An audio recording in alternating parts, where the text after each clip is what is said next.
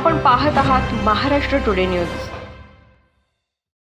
जालना तालुक्यातील तीर्थपुरी भादली शिवारात अनधिकृत वाळू उपसा करणाऱ्या वाळू माफियांवर कार्यवाही करण्यासाठी अप्पर जिल्हाधिकारी रेखा मैत्रेवार, तहसीलदार योगिता खटावकर, जिल्हा खनन अधिकारी आसिफ अहमद यांचे पथक ज्यावेळी वाळूची चोरटी वाहतूक करणाऱ्या वाहनांना जप्त करून घेऊन जात असताना वाळू माफियांनी पथकातील कर्मचाऱ्यांना लोखंडाच्या रॉड आणि लाथाबुक्याने मारहाण केली। यामध्ये पथकातील एक कर्मचारी गंभीर जखमी झाल्याची माहिती आहे। दरम्यान जप्त केलेल्या वाहन पुन्हा आपल्या ताब्यात घेऊन वाळू माफियांनी तेथून पोबारा केला। या प्रकरणी घनसावंगी पोलीस ठाण्यात 8 जणांवर गुन्हे दाखल करण्यात आले आहेत। महाराष्ट्र टुडे मराठीसाठी ब्युरो रिपोर्ट विलास गायकवाड, जालना। लोगों को पता चला था कि भादली घनसावंगी तहसील में है, वहाँ पे अवैध रेती उत्खनन बहुत ज़ोर शोर से चालू है। इससे पहले 1-2 तकरार भी आई थी। तो हमारे additional collector madam Shrimati Rita Maitrewar madam और कलेक्टर सर ने उनको डायरेक्ट किया था। तो हम लोगों ने मैं खुद और मैडम और 4-5 और कर्मचारी तलाठी, इन सबको हमने लिया था और बिल्कुल भी कहीं अपनी पोजीशन डिस्क्लोज़ ना हो इसलिए किसी को बताया भी नहीं था। और वहाँ पे हम लोग रात को करीब 10 बजे वहाँ पहुँचे थे और वहाँ पे अवैध उत्खनन हो रहा था। तो हमारी टीम 2 हिस्सों में डिवाइड हो गई थी। एक हाईवा जो पहले से निकल गए थे उसके पीछे से, और एक जहाँ उत्खनन हो रहा था जहाँ पे मैं मौजूद था वहाँ पे था। तो जेसीबी थी, वहाँ पे ट्रैक्टर चल रहे थे। तो वो सब ट्रैक्टर वगैरह हमने उनको पकड़ा और हाईवा भी हमारे उसमें पकड़े।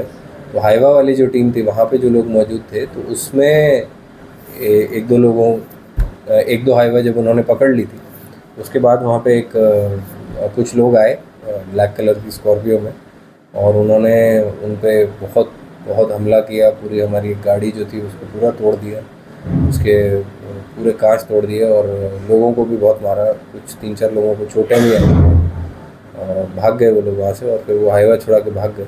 लेकिन सारी डिटेल्स जो थी वो हमारे पास थी उनकी गाड़ी की।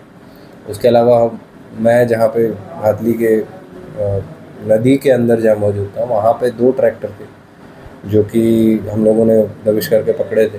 उसके बाद भी वहाँ पे भी बहुत सारी भीड़ आ गई थी और वो एकदम हिंसा करने के लिए ही एकदम तैयार थी। तो इसलिए हम लोग वहाँ से चुपचाप से निकल लिए और वो लोग वो ट्रैक्टर ज़बरदस्ती छुड़ा के लेके चले गए थे। लेकिन कुल मिला के हमने 4 से 5 गाड़ियाँ उनकी डिटेल्स ले ली हैं। 2-3 गाड़ियाँ कैप्चर भी हुई हैं और तमाम लोगों पे गुनाह दाखिल हुए हैं, FIR भी हुई है। और अभी जितने भी इस तरह के अवैध रेती उत्खनन है उसमें इस तरह की कार्रवाई होती रहेगी होगी। और हम लोग यही चाहते हैं कि जो डेपो हमारे चालू हैं, जो लीगल तरीके से चल रहे हैं, 8 डेपो हैं जालना ज़िले में और उस सब में रेती उपलब्ध है। लोगों को बुकिंग करने के लिए बहुत इजीली अब तो ऐप के थ्रू भी आप कर सकते हैं। महासैंड ऐप एक आ गया है और हर डेपो के रेट हैं वो भी आपको उसमें मिल जाएंगे। तो ये पूरी गतिविधि जो भी हुई है उससे यही समझने की बात ये है कि आप जब वैध तरीके से रेती आप ले सकते हैं तो आप वही लें और अवैध तरीके को तो रोकने के लिए अभी प्रशासन पूरी तरीके से तैयार है। और कलेक्टर सर, SP सर उसमें खुद इंटरेस्ट लेंगे, वो खुद भी अब कार्रवाई करने वाले हैं। तो जो भी हम पे हमला वगैरह हुआ है, अच्छी बात यह है कि किसी को कुछ चोट वगैरह इतनी गहरी नहीं आई है। लेकिन आगे से अब हम और ज़्यादा पुलिस बल और ये सब साथ लेके जाना चाहेंगे। इस बार हमने पुलिस बल को भी नहीं लिया, हमने कोई भी कार्रवाई की। ऐसा नहीं सोचा था कि इतने मोटे रूप से हमको देखने को मिलेगा, तो इतने मोटे रूप से देखने को मिला और उस पर फिर हमला भी हुआ। तो आगे से और भी कार्रवाई होगी और बड़े लेवल पे होगी। तो अवैध रूप से तो अब ये जालना ज़िले में पूरा बंद ही होना चाहिए, ऐसा हमारे न केवल कलेक्टर बल्कि जितने भी हमारे जनप्रतिनिधि उनका भी यही मानना है।